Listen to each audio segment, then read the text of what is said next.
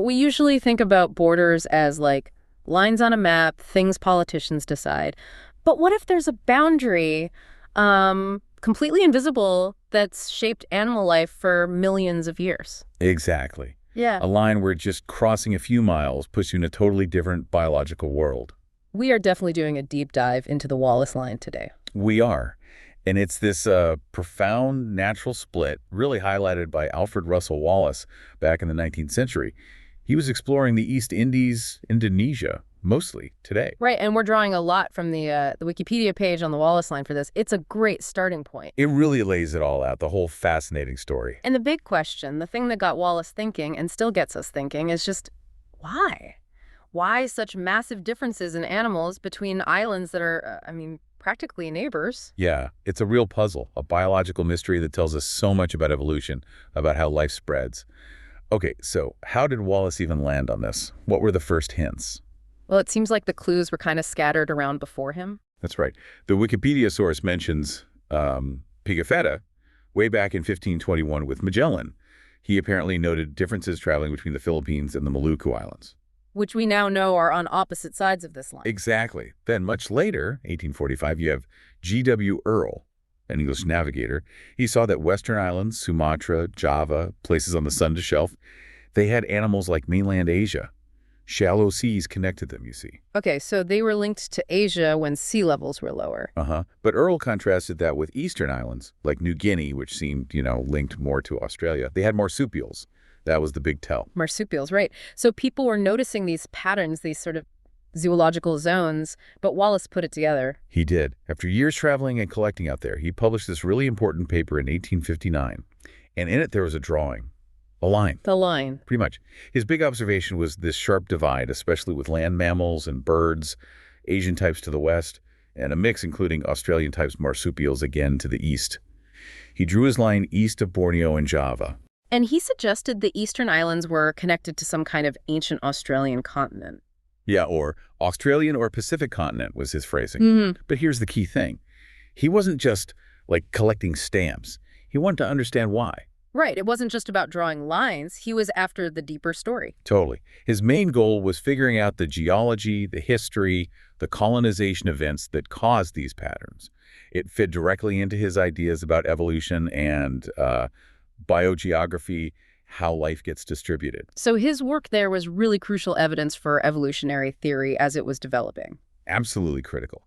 Happening right alongside Darwin's work, providing that real-world geographical evidence. The source does note he had some trouble figuring out where the Philippines fit in exactly. Plate tectonics wasn't understood then, which made it trickier. Ah, okay. So the Philippines were a bit of an anomaly in his initial view. They sort of were. His 1859 line didn't actually swing around to include them. It was Thomas Henry Huxley, Darwin's bulldog. Oh, yeah, Huxley. Well, in 1868, Huxley looked specifically at certain bird groups, and he proposed placing the line west of the Philippines. And he's actually the one who called it Wallace's Line. Huh. So the name came from Huxley, and the exact placement west of the Philippines wasn't Wallace's original idea for that bit. Kind of ironic, isn't it? But it's stuck. So, okay, let's get to the physical reality. What makes this line? What's the geology? Yeah, what's underneath it all? Deep water. That's a simple answer. The Wallace Line follows this really deep oceanic channel separating two continental shelves. To the west, you've got the Sunda Shelf. Which connects to mainland Asia? Right. Islands like Borneo, Bali, Java, Sumatra, they're sitting on that shelf. When sea levels dropped during ice ages, they were basically part of Asia. Okay. And to the east. That's the whole shelf. It connects Australia and New Guinea and their nearby islands. Same deal, lower sea levels meant one big landmass over there. So two giant land masses during ice ages, but crucially separated. Precisely. And the water between them, in that channel the Wallace Line traces, is deep. Even when sea levels were, what the source says, 120 meters lower, that channel remained water, a significant barrier. How long? Get this. Over 50 million years. For 50 million years, there's been this deep water gap preventing easy land migration between the two zones. 50 million years. Wow. Okay, that explains a lot. That's enough time for life to go in very different directions. It really is. That long isolation is why the plants and animals evolved so differently on each side. The source points to the Lombok Strait between Bali and Lombok. Yeah, I saw that, only 35 kilometers wide. Just 35 kilometers. Yeah. But the animal life is drastically different. Bali is Asian fauna. Lombok starts showing the Australasian influence. Hmm. All because that strait, while narrow, is part of that deep water channel. It's like an invisible wall for land animals. Amazing. So, okay, let's talk specifics. What kinds of animals are we talking about on each side? Give us the highlights. Right, the fun part. West of the line, the Asian side, think placental mammals. That's us, basically mammals with a placenta. Yeah. So apes, monkeys, tigers, elephants, rhinos, the classic Southeast Asian megafauna, and smaller mammals too. Okay, the familiar Asian zoo animals, so to speak. Pretty much. Now, cross that line eastward towards Australia and New Guinea, and boom, it's marsupial territory. Kangaroos, koalas. Exactly. Possums, wallabies, wombats. The whole pouched mammal crew dominates. The source mentions some native rodents got across later, probably rafting or something, but the dominant mammals are marsupials. And you also get monotremes, the egg layers, like echidna. It's like two different planets, biologically, right next door. Placentals versus marsupial. It's one of the starkest examples anywhere on Earth. And it's not just mammals. Birds, too. Ah, right. Birds often respect the line, too. Yeah, many bird species just don't like crossing open ocean, even relatively short stretches. So the line is a major barrier for their distribution as well. Interesting. What about plants? Do they follow the line? It's less strictly. The Wikipedia page notes that plants have different ways of getting around wind dispersal, seeds floating on water, carried by birds, maybe. So they can sometimes cross barriers that stop animals. But there are still some patterns. Oh, yeah. A great example is eucalyptus. Gum trees. Very Australian. Exactly. Almost entirely found east of the line, in the Australasian zone. There's one exception, Eucalyptus teglupta, the rainbow eucalyptus, which made it to the Philippines. But generally, eucalypts stay east. Wow. So the line holds pretty well across different life forms, even if plants are a bit more flexible. Now, Wallace wasn't the only one trying to map this out, was he? You mentioned Huxley. Were there others? Yeah, absolutely. This transition zone, it's complicated, right? It's not always a razor-sharp line for every single species. So after Wallace, other scientists proposed variations. Like refining the boundaries? Sort of. The source lists a few. Slater's line, Leidecker's line, Weber's line, which is also called Pelsnier's faunal balance, and then Mayer's faunal balance later on. What were they trying to do differently?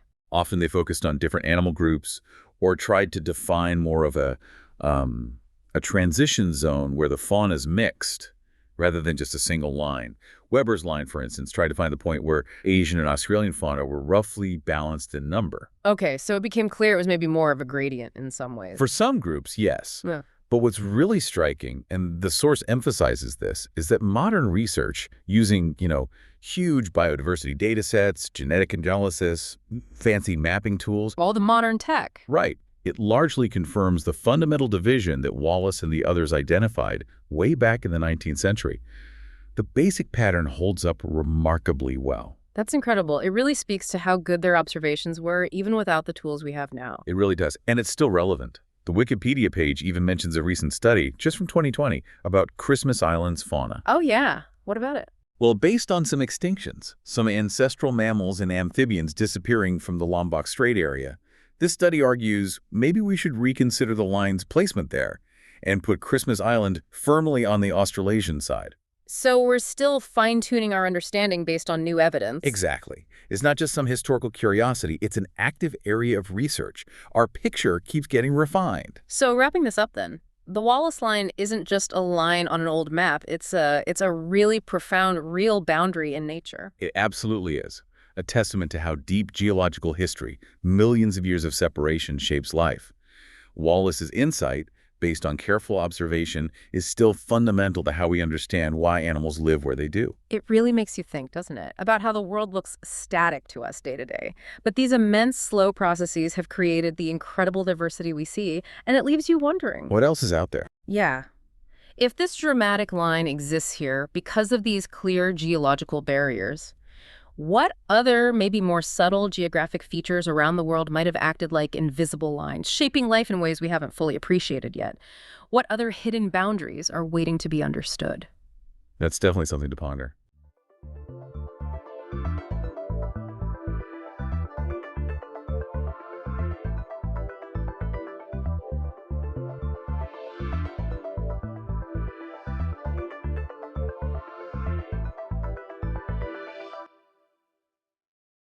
Welcome back to The Deep Dive. We grab your sources, we dig in deep, and pull out the key ideas just for you. That's right. Today we are tackling, well, one of the absolute biggest puzzles in physics, quantum gravity. Yeah, it's a huge one. The goal basically is trying to describe gravity, the force that shapes everything from planets to galaxies, using the language of quantum mechanics. The physics of the very, very small. Exactly. And you really need this unified picture when you get to extreme places. Like near black holes, you mean? Yeah. Or like the Big Bang itself. Precisely. Think right near a black hole singularity, or the universe just fractions of a second after it began.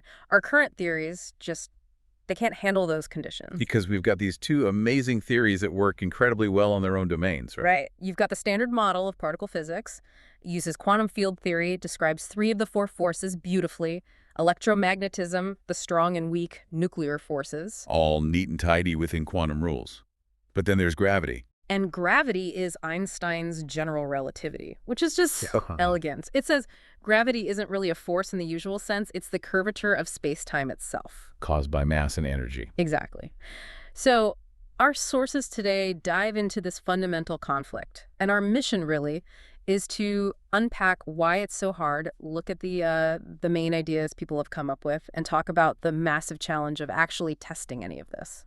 Okay, let's dive in then. Yeah. The core problem. Yeah. It really comes down to space-time, doesn't it? It absolutely does. General relativity, like you said, sees space-time as dynamic. It acts and it's acted upon. There's that great quote from John Wheeler, our source mentor. Oh yeah, space-time tells matter how to move. Matter tells space-time how to curve. It captures it perfectly. It really does. But then you look at quantum field theory, QFT. The one we use for the other forces. Yeah. And typically, QFT is formulated on a fixed, unchanging background, like a flat stage. Usually the space-time is special relativity, actually. So hold on. QFT needs a fixed stage, but GR says the stage itself is bending and warping based on the actors. You've nailed it.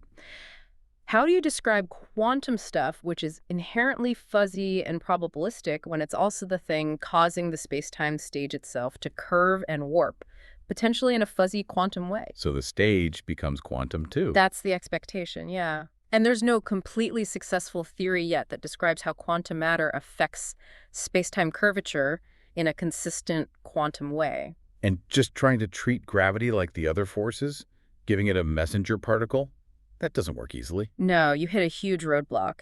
The source calls it perturbatively non-renormalizable. Okay, perturbatively non-renormalizable. That sounds Yeah. bad. What does it actually mean for physicists trying to calculate things? Right. So often in physics, to calculate complex interactions, you use something called perturbation theory. It's like adding up small corrections step by step. Like refining an estimate? Kind of. Now, in quantum theories like electromagnetism, you often get infinities popping up in these step-by-step calculations. Renormalization is this, well, brilliant mathematical toolkit to handle them. You basically absorb those infinities into a few measurable quantities, like the electron's charge or mass. You measure those, plug them in, and bam! The theory makes solid predictions for everything else. So you need a few measurements to fix things, then it's predictive. Got it. Exactly. But with gravity, when you try this perturbative approach, the infinities get worse and worse with each correction step.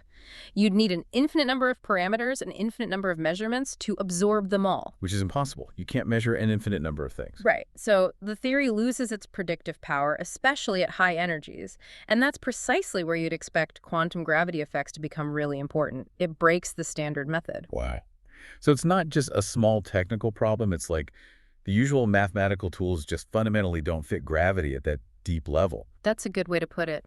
It's telling us that something fundamentally different must be happening at those tiny scales, at high energies, that this step-by-step perturbative approach just can't capture.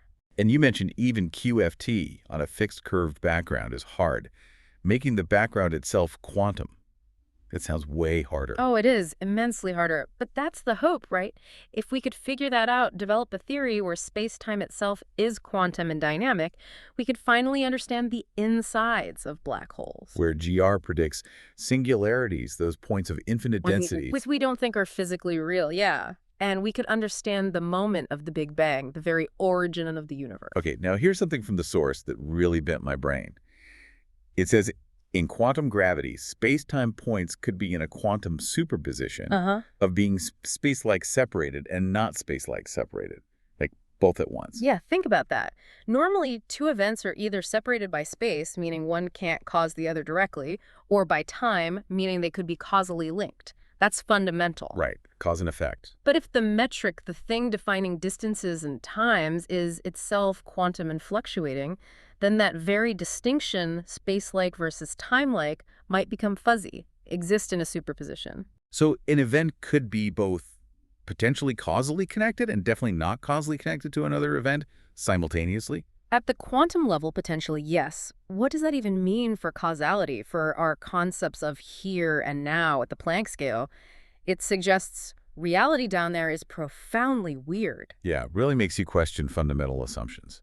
Okay, so these are deep issues. Let's talk specific hurdles.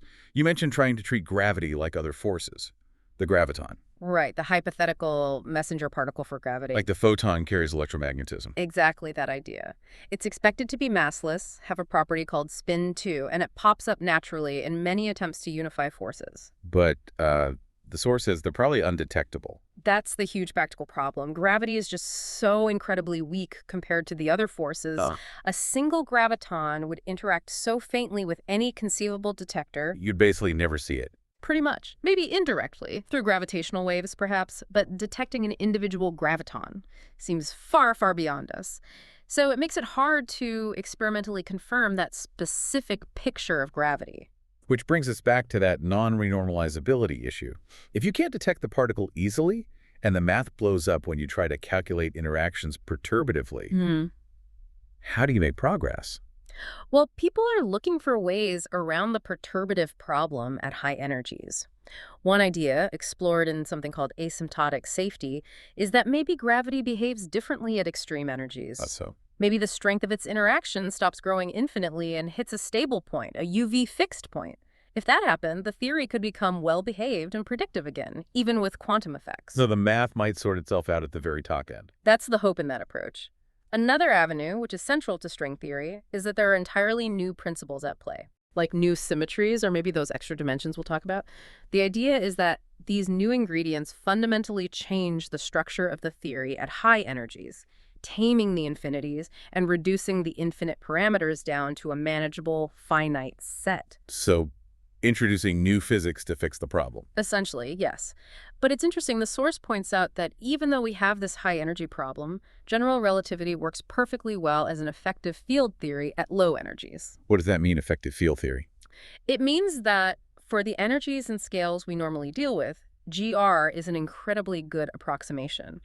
The quantum weirdness, the non-renormalizable parts, they're still there in principle, but their effects are suppressed by the enormous energy scale of quantum gravity, the Planck scale. So they're tiny, negligible corrections in everyday life, like using Newtonian physics instead of GR for throwing a ball. Exactly like that. The quantum gravity effects are only expected to become significant at ridiculously high energies or small distances. And actually, the standard model itself is often thought of as an effective field theory, too. Okay, and this effective theory view, it does allow some predictions, even if tiny. Yes, it does. The source mentions calculating the first tiny quantum correction to the classical Newtonian gravity between two masses. It's a real predicted quantum effect, just incredibly small. Any others? Yes, also corrections to the entropy of black holes, the Bekenstein-Hawking formula.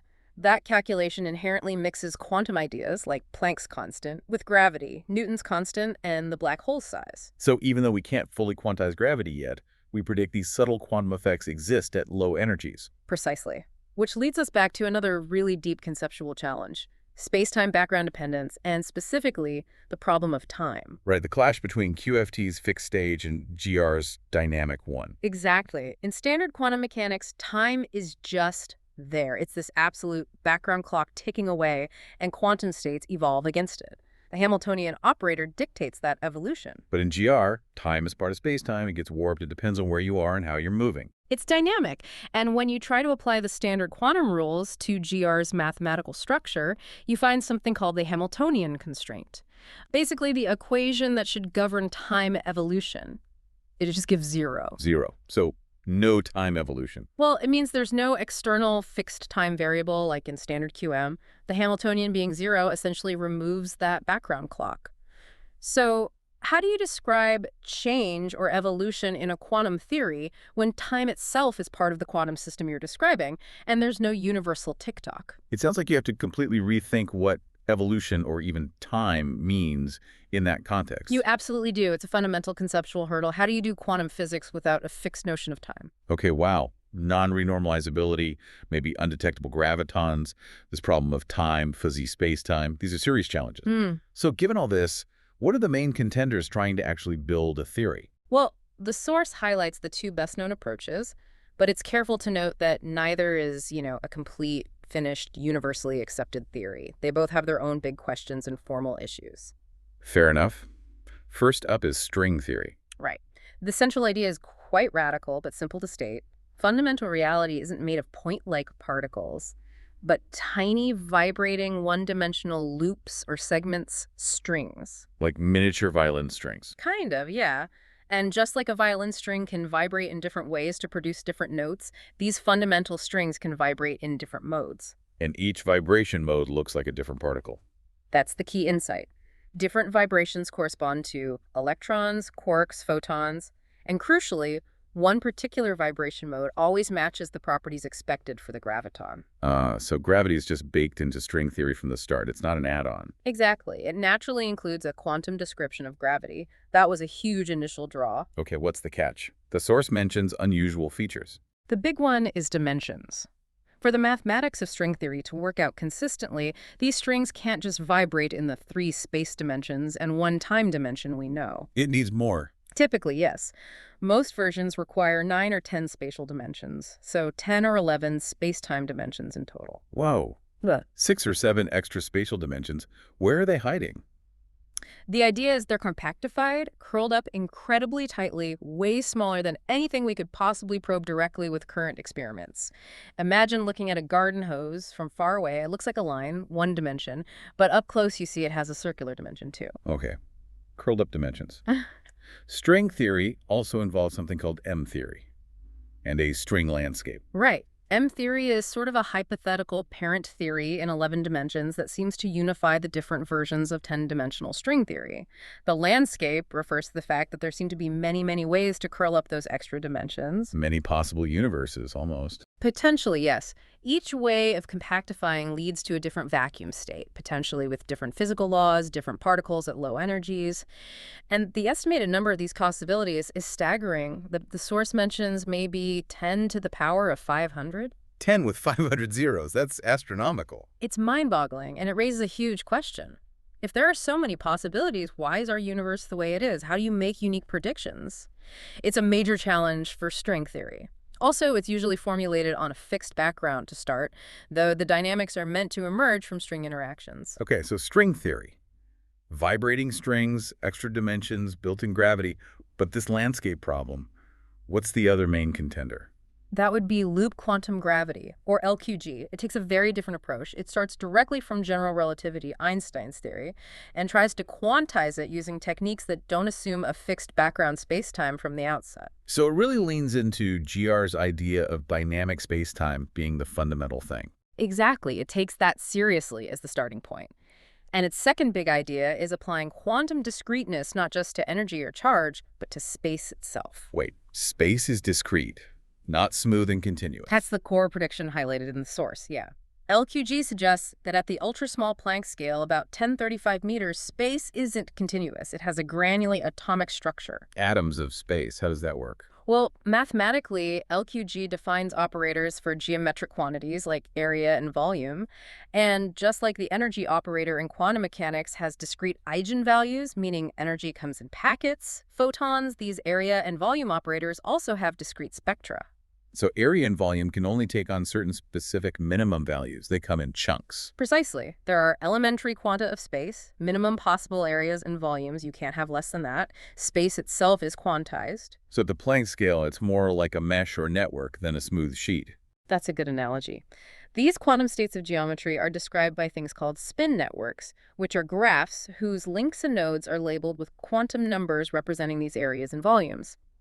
The source mentions they come from quantizing GR using Ashtekar variables, which is a clever mathematical reformulation of gravity. And these spin networks build up space-time without needing a background. That's the goal: background independence. They represent the quantum structure of space-time itself directly. Wow. So, very different approaches.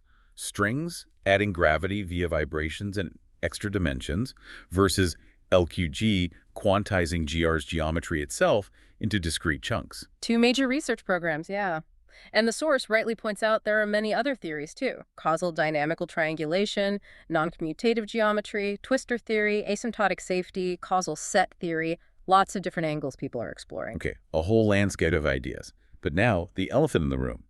The challenge of testing. How do you actually check if any of these are right? Yeah, this is arguably the biggest hurdle.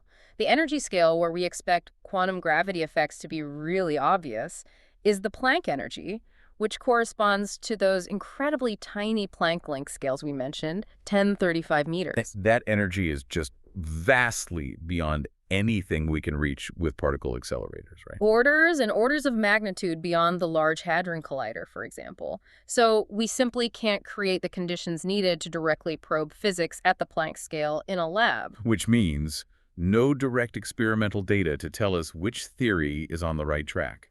Largely, yes. That lack of direct experimental guidance is a huge constraint on the field. How do you distinguish between these very different theoretical possibilities without data? Seems like you could be stuck theorizing forever. But the source says there's been a shift toward phenomenological quantum gravity. Right. Since the early 2000s especially, there's been more focus on this. If direct tests are out for now, maybe there are subtle, indirect consequences of quantum gravity that could just maybe be detected with current or near-future experiments or observations. And you write clues. Like what? People are looking for various subtle effects. For instance, could gravity itself mediate quantum entanglement between two particles? That would be a direct sign of gravity's quantum nature, even at low energies. Another big area is searching for tiny violations of Lorentz invariance. Lorentz invariance. Yeah. That's the principle from relativity, that physics looks the same regardless of your speed. Exactly. It's fundamental to both special and general relativity.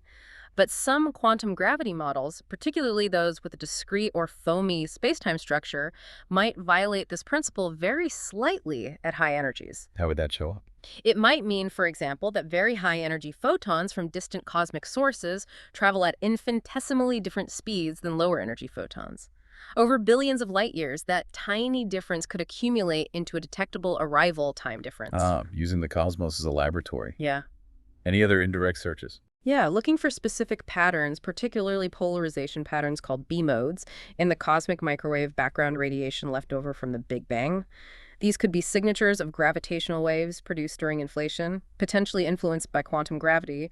Also, some theories predict space-time might be a kind of fluctuating foam at the Planck scale. Space-time foam. Yeah, and this inherent fuzziness or fluctuation could cause quantum systems to lose their coherence, their quantumness, faster than expected. That's another potential observational signal called decoherence. And the source mentions actual searches, using gamma-ray bursts and neutrinos. Exactly. These are extremely energetic events billions of light years away. By studying the arrival times of photons or neutrinos of different energies from these bursts, scientists can put limits on how much space-time, granularity, or energy-dependent speed variation is allowed. And the integral satellite result, placing a limit way below the Planck scale. That was a fascinating result, using polarized light from a gamma-ray burst. It put an incredibly stringent limit on certain simple models of space-time granularity, suggesting that if space is granular, the effect on light propagation is much smaller than those models predicted, or happens at much smaller scales than Planck, or works differently. It ruled out some simple ideas. And BICAP2, the CMB experiment. That was a big story. They initially announced detection of those B-mode polarization patterns, potentially linked to inflation and primordial gravitational waves. Huge excitement. But it didn't hold up. Turned out the signal was largely, if not entirely, due to interstellar dust in our own Milky Way mimicking the pattern.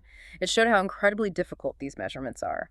The search continues with better instruments, though. So experimental tests are tough, indirect, but people are trying. The source also mentions thought experiments. Absolutely. Even just thinking through the logical consequences of combining GR and QM helps sharpen the questions, identify paradoxes, and suggest new theoretical avenues. They're still vital tools. Okay, so after wrestling with all these concepts, the core conflict, the non-normalizability, strings, loops, the testing challenges, let's bring it home. Why does this matter to you, the listener? Why pursue this incredibly difficult quest? Because fundamentally, it's about understanding the deepest rules of our universe.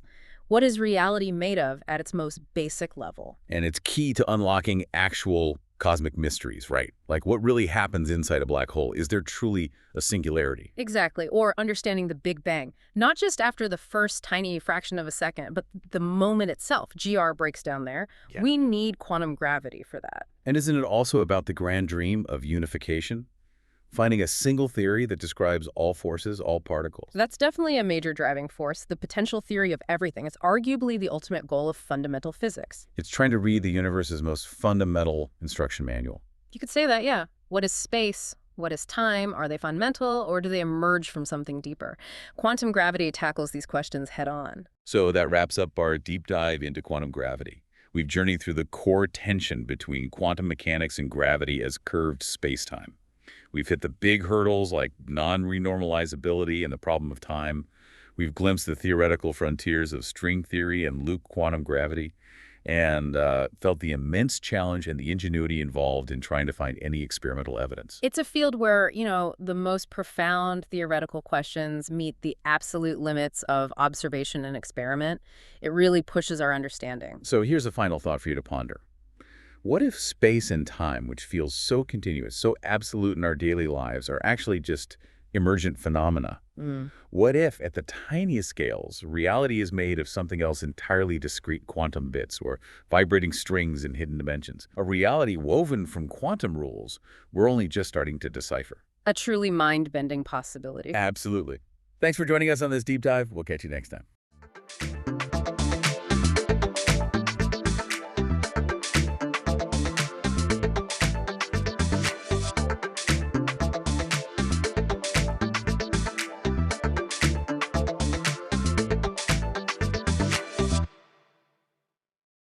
Welcome back to the deep dive. When we think about preparing humans for spaceflight, we often picture astronauts in peak physical condition. But what does it really take? Yeah, that physical part. It's important, sure, but it's really just the tip of a massive iceberg. Right. Absolutely. We've pulled together a stack of sources that reveal astronaut training as this incredibly intricate, multifaceted process happening all around the globe. It's a real deep dive into human readiness for, well, the ultimate extreme environment. Okay, let's unpack this then. Our mission today is to, cut through the complexity and give you a clearer picture. We'll explore the different stages of training, the intense physical and psychological challenges astronauts face, how that training directly addresses those hurdles, and the surprising growing role of cutting-edge tech like virtual reality. Yeah, that VR part is fascinating. So by the end of this, you should have a solid handle on what it means to truly prepare a human for space. Exactly. And, at its core, astronaut selection isn't really separate from training. They're integrated. The whole process is designed to qualify candidates and build their capabilities, both for the general environment of space and for the highly specific tasks of their assigned mission. So how does this journey typically unfold once someone actually gets selected? Is there a standard path they follow? There is, generally speaking. It's broken down into 5 key objectives or phases, you could say. It starts with basic training, which is foundational, Okay. moves into advanced training, then becomes highly specific with mission-specific training. Once they're assigned to a flight and, about to head up, there's onboard training for systems they'll use right there in space. And finally, proficiency maintenance. That's throughout their career, just keeping critical skills sharp. Basic training, I imagine that's covering a ton of ground just to get them up to speed on the fundamentals. Oh, absolutely. It's surprisingly broad and deep. Candidates dive into medicine, languages, particularly Russian, which is crucial for ISS operations. Yeah, right, the international aspect. Exactly. Robotics, even some piloting basics for certain roles. They learn space system engineering, the fundamental organization of space systems. And yes, they have to master a significant amount of aerospace acronyms just to communicate effectively. Wow. That list alone sounds pretty daunting. And I was really struck by something I saw in the sources. Despite all this rigorous selection and training, a huge percentage of astronauts still get space sick. It's a fascinating vulnerability, isn't it? Despite all the screening and conditioning, somewhere between 60% and 80% of astronauts encounter space motion sickness. 60 to 80, that's high. It is. Symptoms can range, from just feeling pale and sweaty to actual vomiting and loss of appetite. It usually hits within minutes of reaching orbit because of that abrupt shift in gravity perception. Right. But what's critical here is that while it's common, it rarely lasts more than a couple of days on orbit, and the training includes being expected to overcome it, to push through and continue working. Wow. So after mastering those basics and pushing through initial physical stuff like motion sickness, you mentioned advanced and mission-specific training. How do those phases build on that foundation? Well, advanced training drills deeper into specific spacecraft systems, enhances skills relevant to positions they might be assigned to, like, say, particular engineering roles or specific science duties. Right. Then mission-specific training is the longest phase, typically around 18 months for crews heading to the ISS. This is where everything becomes really tailored. They learn the exact procedures for their specific experiments, the equipment they'll use, the operational tasks planned for their specific time and space. And throughout all these demanding phases, Yeah. I mean, keeping the astronauts healthy, physically and mentally, that has to be a constant focus, right? Absolutely paramount. Training isn't just about technical skills, it's deeply invested in physical and mental well-being. This focus is there right from the initial selection, continues through all the training phases during the mission itself, and it's critical during the post-flight recovery period, too. Makes sense. And that final phase you mentioned, proficiency maintenance, Mhm. is that like ongoing refreshers, keeping those skills sharp? Precisely. It's about ensuring they consistently maintain minimum performance levels in key areas, even if they're not actively assigned to a mission at that moment. This includes critical skills like EVA, extravehicular activity, Yeah. spacewalks, Right. robotics, maintaining language fluency, keeping up their diving skills, which is used a lot in spacewalk training simulations and flight training. Okay, so we've got the training process mapped out.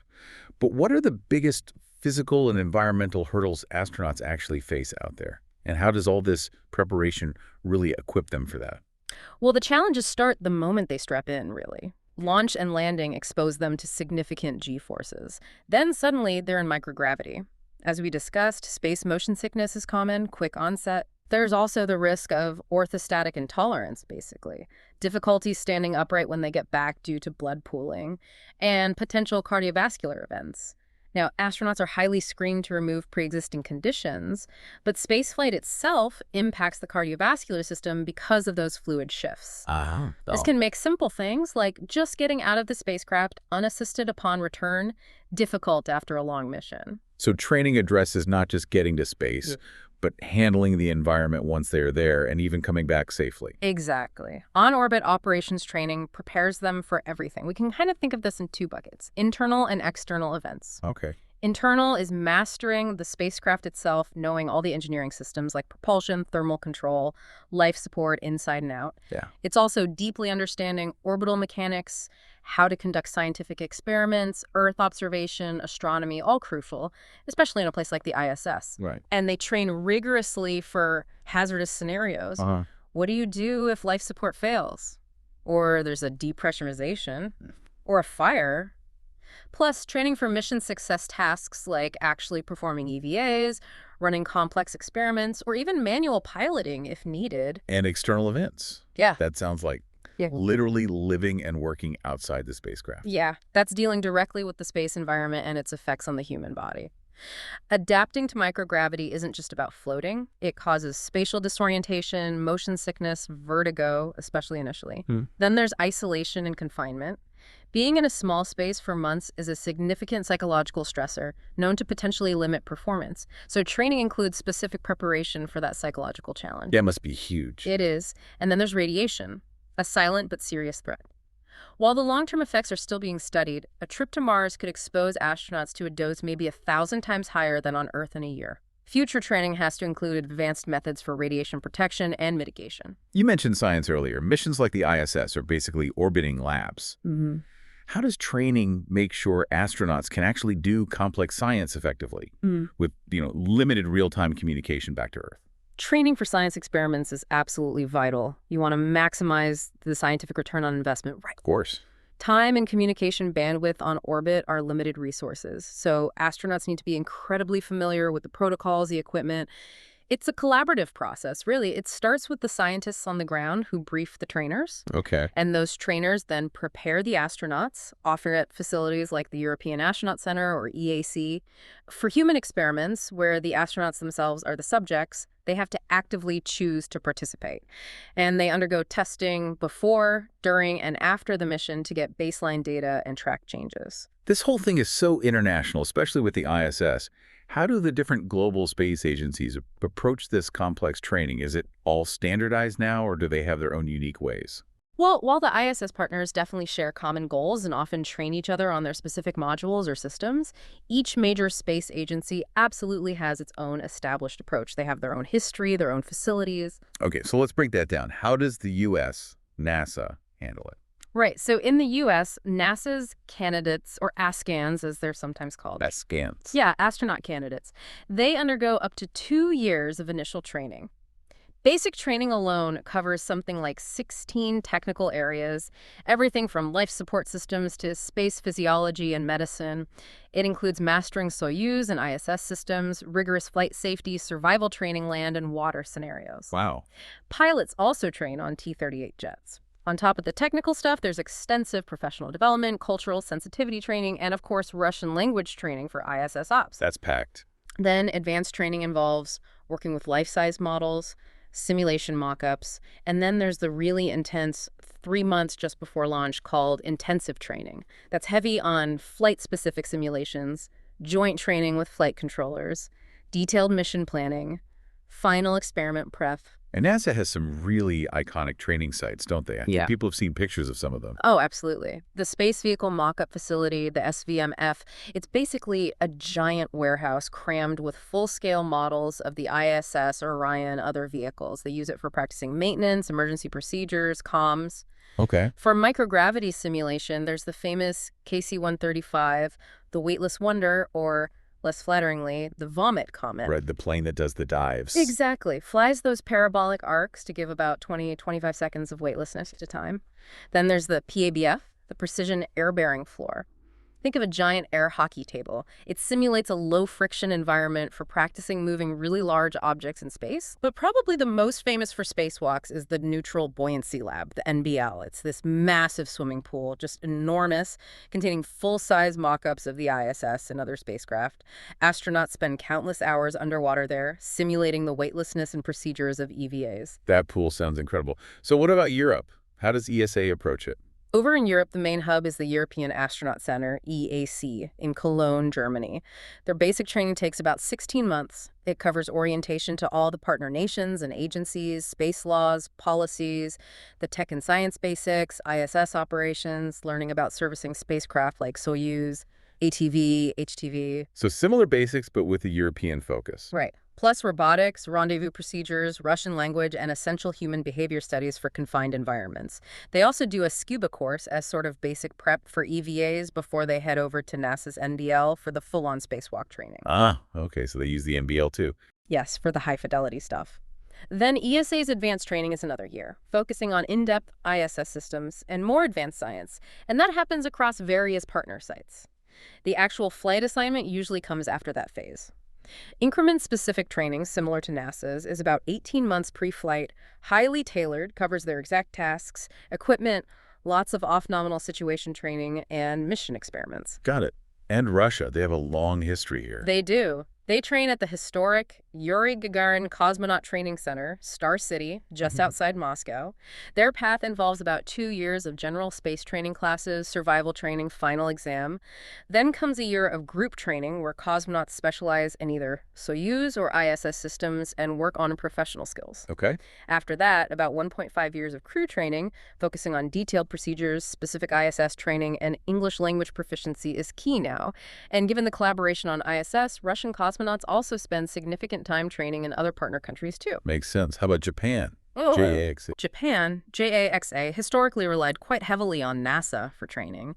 But now, the Tsukuba Space Center is really their central hub. Their structure is pretty similar to the other ISS partners now. About 1.5 years of basic, then 1.5 to 2 years of advanced training, done both at Tsukuba and partner sites. Then increment-specific training back at Tsukuba. Do they have their own NBL equivalent? They do. They have the Weightless Environment Test System, or WETS. It's their own neutral buoyancy facility, specifically designed for training on their Kibo ISS module mock-up.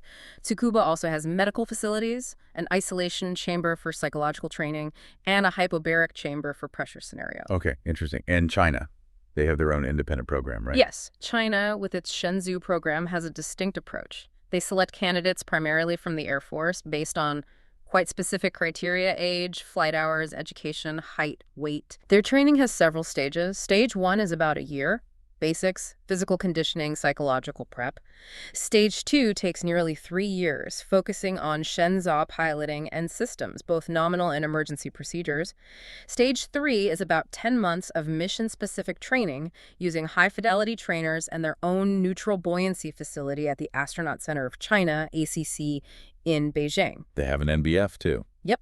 They also use vacuum and low-temperature chambers for EVA simulation and employ physical conditioning like centrifuge training and microgravity flights. Historically, they even use facilities in Russia for some of that parabolic flight training. And finally, India.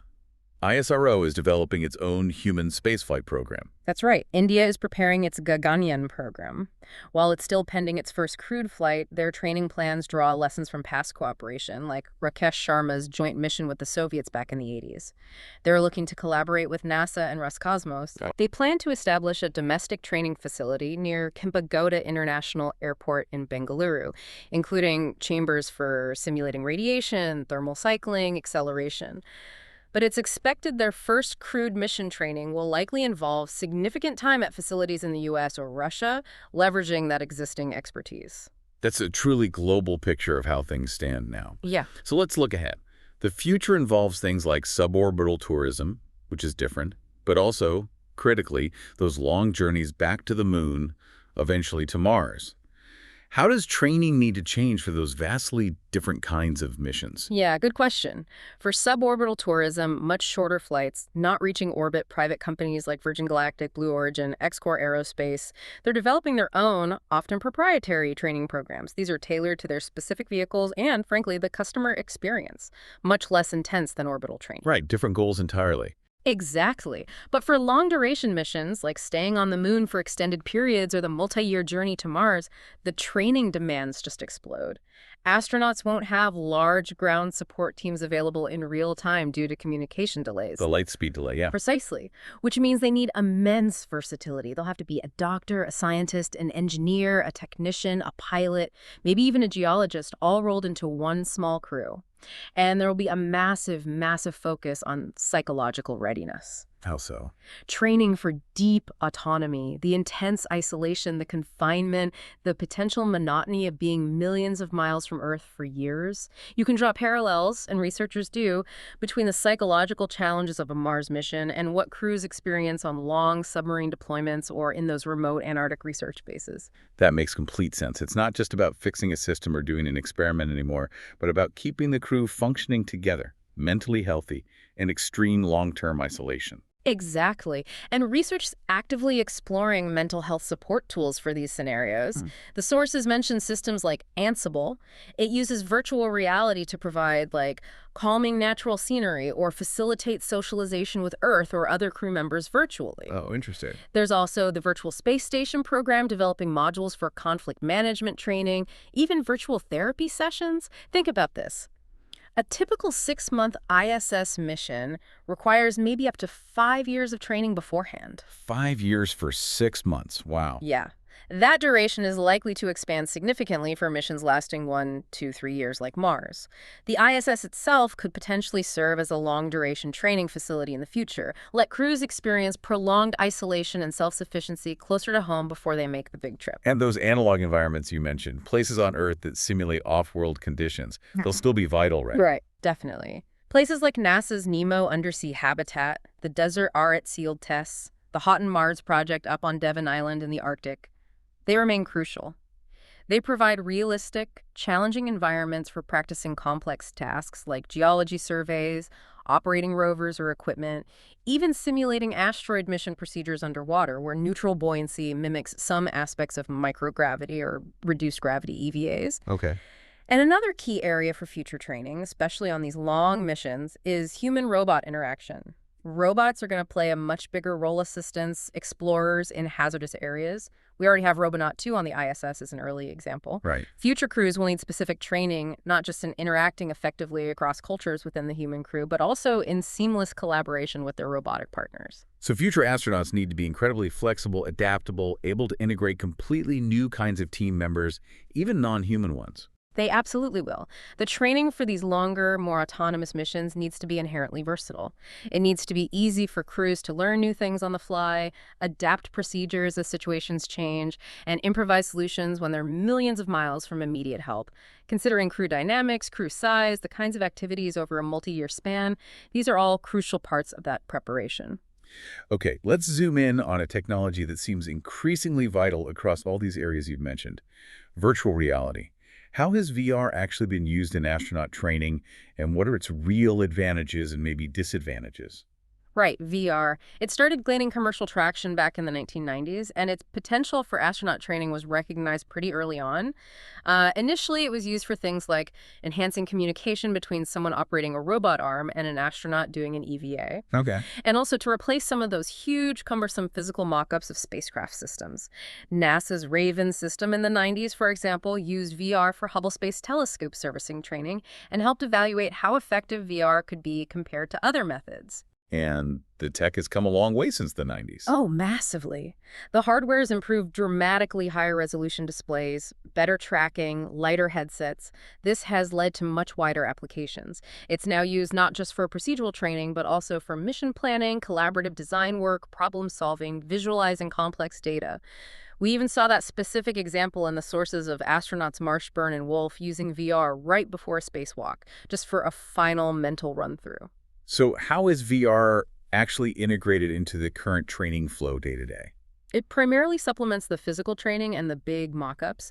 You'll find it used in various facilities in the SVMF mock-up facility we talked about, in dedicated virtual reality labs or VRLs, and even integrated into the underwater NBL training. Underwater VR, how does that work? Yeah, they can wear waterproofed headsets down there to overlay graphics or instructions onto the real physical mock-up, adding visual cues to the physical simulation.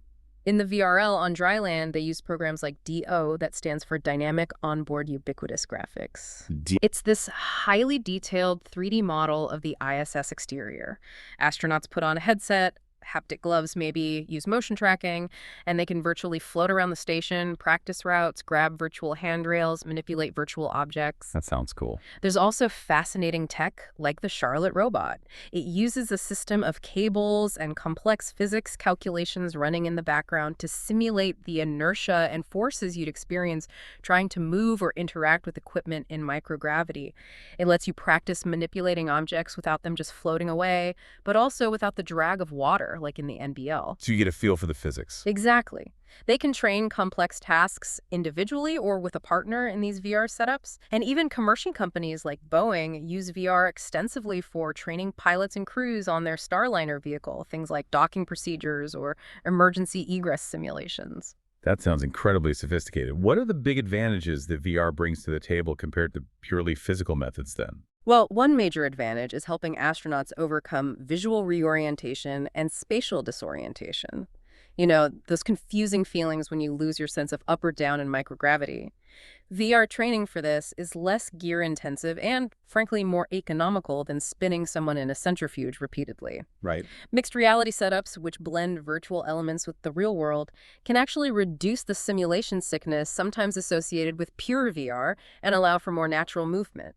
And studies have shown really positive results. Astronauts performing tasks faster, reporting significantly less nausea after VR training specifically geared towards these orientation challenges. That's a tangible benefit. It is. And what's really fascinating is that VR's utility isn't limited to ground training. It can potentially be used on orbit for proficiency maintenance. Let astronauts quickly refresh procedures for a task they haven't done in a while, or practice for an upcoming EVA. Ah, okay, training in space itself.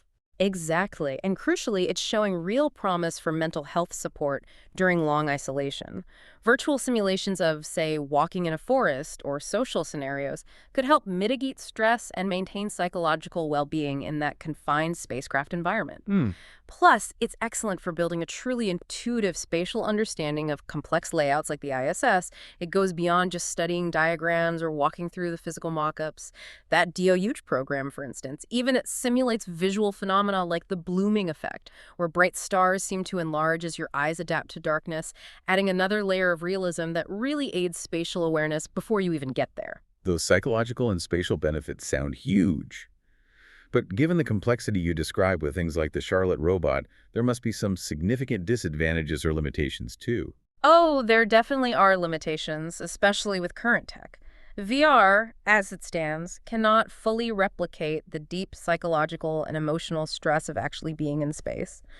There are no real life or death consequences for errors in a simulation, right? And it doesn't induce those visceral feelings like claustrophobia you might experience in a truly confined spacecraft over months. Yeah, the stakes aren't real. Exactly. Cost is also still a factor, especially for these high-fidelity systems used in astronaut training. They require expensive supplemental equipment, specialized trackers, haptic interfaces that aren't mass-produced like commercial VR gear. Hmm. The necessary facilities and specialized gear add to the drawbacks, too. Systems like Charlotte or the high-end VRLs require dedicated, costly facilities, and there might be inherent limitations. Charlotte is tethered by cables, for example, and a VRL might only have a few training stations available. Specialized gear like haptic gloves, things like the GVX gloves mentioned, while improving, can still be uncomfortable, limit natural hand movement, and they're often still under development, kind of clunky. And achieving really realistic tactile feedback across the whole body requires expensive full-body sensor systems. Without them, your ability to truly feel and interact intuitively with the virtual environment is significantly reduced. So lots of potential, but still some hurdles to overcome. As the technology keeps advancing, where do you see VR heading in the future of astronaut training? Well, the primary focus for future development seems to be really improving the simulation of microgravity itself. Current methods, even sophisticated ones like the Charlotte robot or the NBL, have limitations, or they can be uncomfortable, or don't quite capture the feeling. Think about bungee cords used in some partial gravity simulations they pull. They don't let you float freely. Yeah, not the same. Not the same at all.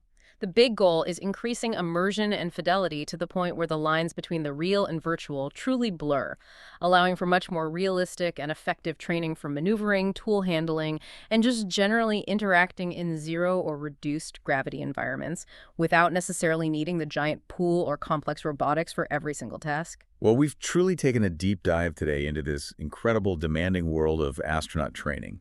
From the intense physical and psychological conditioning to mastering incredibly complex systems and leveraging cutting-edge technology like VR, it's just clear that getting a human ready for space is a profoundly detailed and continuous process. It really is. It's a process built on, centuries of human exploration and engineering, constantly adapting to the known challenges of space while trying, always trying, to prepare for the many unknowns.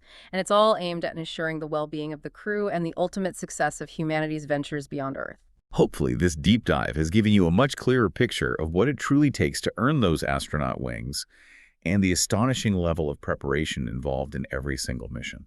And, as we set our sights on increasingly ambitious goals, like establishing a sustainable presence on the moon or embarking on that long, long journey to Mars, it really raises a fundamental question, doesn't it? How much of this intense, hands-on, sometimes uncomfortable analog training can truly be replicated or maybe even eventually replaced by increasingly sophisticated virtual and simulated environments? Mm. And beyond that, what entirely new forms of preparation will be demanded from future space explorers who will be working not just with their human crewmates, but in close daily collaboration with advanced robots and potentially even sophisticated AI systems? What does that training look like? A lot to think about there. Thank you for joining us for this deep dive.